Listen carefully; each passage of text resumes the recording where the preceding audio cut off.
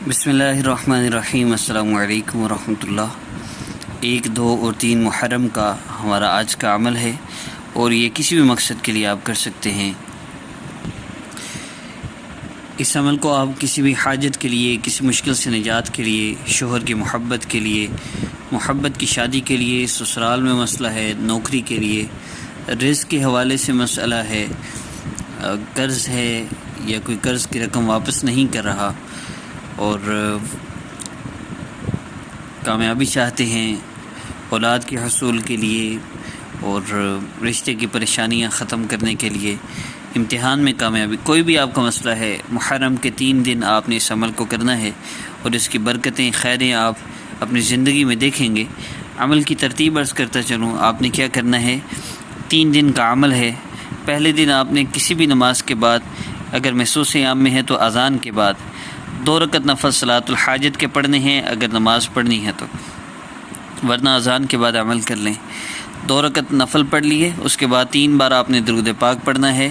اس کے بعد اللہ رب العزت کے 2 اسماء مبارکہ یا رحمان یا اللہ، آپ نے ان کا ذکر کرنا ہے۔ ذکر کیسے کرنا ہے؟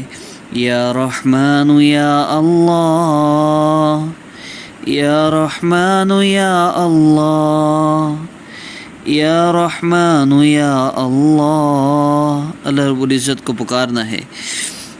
اور اس کی مقدار کیا ہوگی؟ اس کی مقدار ہوگی 11 مرتبہ۔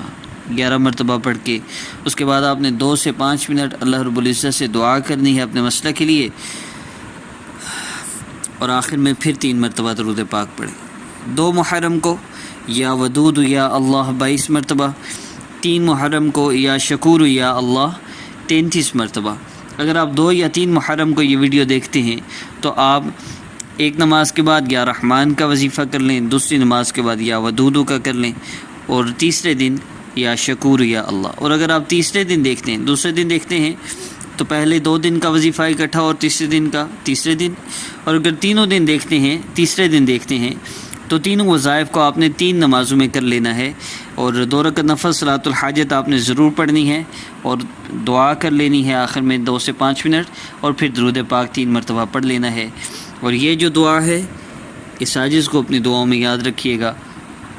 اللہ رب العزت ہم سب کی ساری پریشانیوں کو حل فرما دیں۔ بے شک اللہ کے سوا کوئی ہمارے مسئلوں کو حل نہیں کر سکتا، نہ کوئی ہمیں تکلیفوں سے، پریشانیوں سے نجات دے سکتا ہے، اس لیے ہم نے اللہ ہی سے مانگنا ہے۔ اللہ رب العزت ہم سب کے سارے مسئلوں کو حل فرما دیں۔ السلام علیکم ورحمۃ اللہ وبرکاتہ۔